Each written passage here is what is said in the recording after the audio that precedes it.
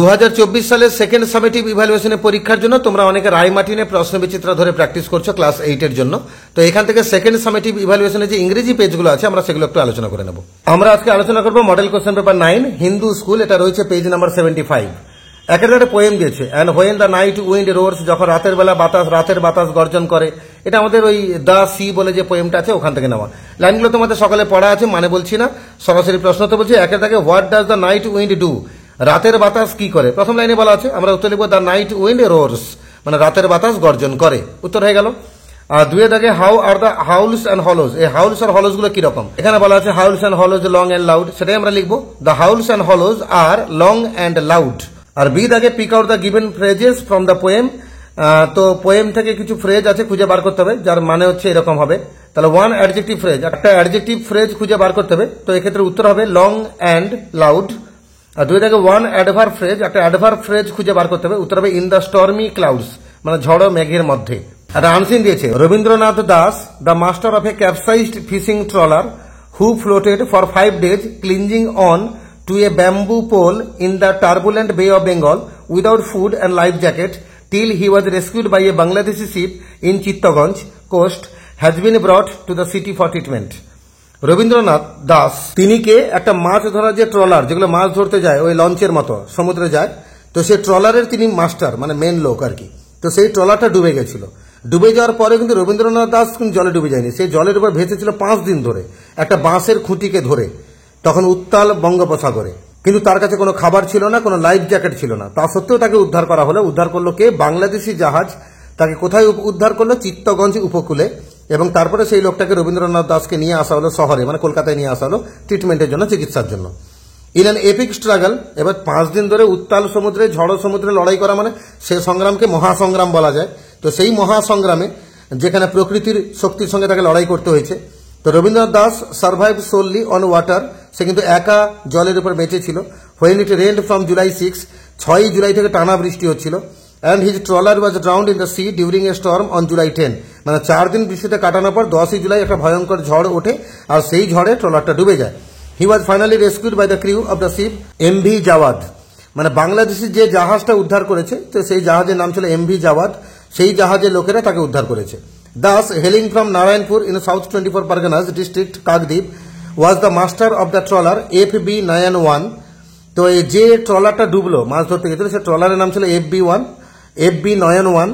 তো তার মাস্টার ছিলেন এই রবীন্দ্রনাথ দাস, এবং তার বাড়ি হচ্ছে দক্ষিণ 24 পরগনার কাকদ্বীপের ওই নারায়ণপুরে। He had set sail for the deep sea along with 14 fisherman on July 4, জুলাই মাসের 4 তারিখ 14 জন মৎস্যজীবীকে সঙ্গে নিয়ে ট্রলার নিয়ে সে রওনা হয়েছিল। তার মানে 4ই জুলাই 4 জুলাই সে রওনা হয়েছে, 6ই জুলাই থেকে বৃষ্টি শুরু হয়েছে, 4 দিন বৃষ্টিতে ট্রলারটা সমুদ্রে ছিল, তারপরে 10ই জুলাই ট্রলারটা ডুবে যায়, তারপরে আবার 5 দিন সে জলে ভেসেছিল। তারপরে তাকে উদ্ধার করা হয়েছে 15ই জুলাই বা 16ই জুলাই। দুখানা এমসিকে দেওয়া আছে।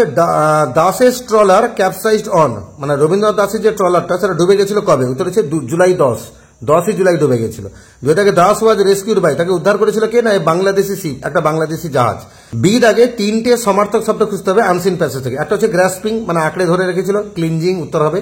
2 থেকে সেভড ফ্রম ডেঞ্জার, বিপদ থেকে উদ্ধার করা, রেস্কিউড হবে। আর 3 থেকে সাবমার্জড, মানে ডুবে গেছিল, উত্তর হচ্ছে ক্যাপসাইজড। কিছু গ্রামার দিয়েছে, একটু কঠিন কঠিন গ্রামার গুলো আছে, মন দিয়ে শুনতে হবে। একটা আছে একের থেকে ডু অ্যাজ ডাইরেক্টেড, এটাকে বাক্যটাকে rewrite the sentence beginning with let, এই বাক্যটাকে আবার ডবল লেখো, লেট দিয়ে শুরু করে। তো আমরা এটাকে ডু অ্যাজ ডাইরেক্টেড, আমরা অ্যাজ ডাইরেক্টেড এটাকে অবজেক্ট ধরতে পারি, তাহলে ভয়েস চেঞ্জ করে দিলে হয়ে যাবে। উত্তর আমরা লিখবো let as directed be done. আর 2 থেকে চেঞ্জ দ্য ভয়েস, এটাকে ভয়েস চেঞ্জ করতে বলেছে একই রকম, তো let the voice be changed. 3 থেকে teaching is nobler than most other professions, মানে পড়ানোটা সেটা অন্যান্য পেশা বা জীবিকা অনেকগুলোর থেকে কিন্তু মহত্তর, এটাকে পজিটিভ ডিগ্রি করতে বলেছে। আমরা দেখবো very few professions are as noble as a teaching.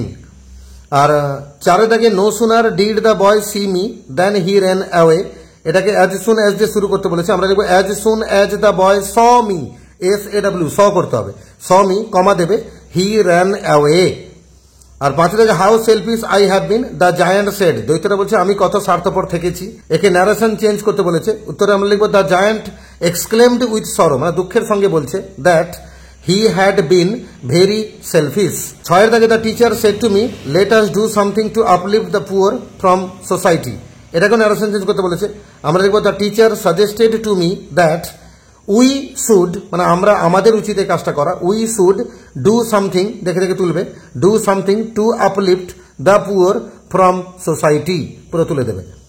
আর 7 দাগে সাডেনলি সেপ্টেম্বর হার্ড এ টুইট টুইট জাস্ট বিহাইন্ড হার ইয়ার, প্রিপোজিশন লাগাতে বলেছিল। হঠাৎ করে সেপ্টেম্বর শুনতে পেলে তার কানের পিছনে পাখির কিচিরমিচির। 8 দাগে do it or you will regret, এটা করো নাহলে তুমি পস্তাবে। এটাকে কমপ্লেক্স করতে বলেছে, তাহলে যদি তুমি এটা না করো তুমি পস্তাবে। If you do not do it comma দিয়ে ইউ উইল রিগ্রেট।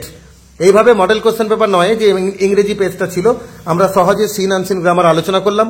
এরকম ভাবে মডেলগুলোর প্রস্তুতি নিতে পারলে সেকেন্ড সামেটিভ ইভ্যালুয়েশনে এই একই রকম প্রশ্নই পাবে এবং তোমাদের কোনো অসুবিধা হবে না পরীক্ষাটাতে ভালো রেজাল্ট করতে।